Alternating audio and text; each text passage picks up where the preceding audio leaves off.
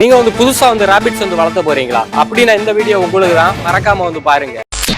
பொதுவாவே ராபிட்ஸ் வளர்த்த போற எல்லாருக்குமே இருக்கிற டவுட் என்னன்னா, நம்ம வந்து கேஜி செட்டப்ல ராபிட்ஸ் வந்து வளர்த்தலாமா இல்லனா காலனி செட்டப்ல நம்ம வந்து ராபிட்ஸ் வந்து வளர்த்தலாமா, அதுதான் இந்த வீடியோல நம்ம வந்து பார்க்க போறோம். இப்போ பார்த்தோம்னா நம்ம வந்து காலனி செட்டப்ல ராபிட் வந்து வளர்த்துறோம்னா அந்த ராபிட் வந்து குட்டி இடுதுன்னா கண்டிப்பா வந்து குண்டு தோண்டி குண்டுக்குள்ளாடி போய் தான் குட்டி. அதுல நமக்கு என்ன சிக்கல் வரும்னா, சில ராபிட்ஸ் வந்து என்ன பண்ணும்னா ராபிட்ஸ் வந்து குட்டி போடும், ஆனா குட்டிங்களுக்கு வந்து ஃபீடு வந்து கொடுக்காது. ஃபீடு பண்ணலைன்னா கண்டிப்பா அந்த குட்டிங்க வந்து இறந்து போகும். அதுவே நம்ம வந்து கேஜி செட்டப்ல வந்து வளர்த்துறோம்னா கேஜிக்குள்ளாடி வந்து ப்ரீடிங் பாக்ஸ் மட்டும் நம்ம வந்து வச்சு கொடுத்தா வந்து போதும். அதுக்குள்ளாடி வந்து ராபிட்ஸ் வந்து போய் வந்து குட்டிடும். குட்டி வந்து ஃபீட் எடுத்தாலும் எடுக்கலைனாலும் நம்மளால வந்து பார்த்து வந்து தெரிஞ்சுக்க முடியும். அதுவே குட்டி வந்து ஃபீட் எடுக்கலைன்னா நம்ம வந்து எடுத்து வந்து ஹேண்ட் ஃபீடிங் வந்து பண்ண முடியும். ராபிட்ஸ் வந்து காலனி பிரீடிங் நம்ம வந்து வளர்த்தணும்னா ராபிட்ஸுக்கு வந்து சீக்கிரமா சொறி நோய் வந்து வரைக்கும் வந்து வாய்ப்பு நிறையவே இருக்கு. அதுவே நம்ம வந்து கேஜி செட்டப்ல வந்து பார்த்தோம்னா கேஜி செட்டப்ல வந்து ராபிட்ஸ் யூரின் மோஷன் எல்லாம் கீழே வந்து போறதுனால ராபிட்ஸுக்கு வந்து சொறி நோய் வரைக்கும் வந்து வாய்ப்பு இல்லை. அதுவும் இல்லாம ஏதாச்சும் ஒரு முயலுக்கு வந்து நோய் வந்தாலுமே காலனி பிரீடிங்ல வந்து எல்லா முயலுக்குமே அது வந்து அஃபெக்ட் பண்ணும். என்னோட ஒப்பீனியன் என்னன்னா, நீங்க வந்து வீட்டுல சும்மா அழகுக்கு வந்து ராபிட்ஸ் வந்து வளர்த்துறீங்கன்னா சேர்த்து விட்டு வந்து ராபிட்ஸ் வந்து வளர்த்துறது வந்து பரவாயில்ல.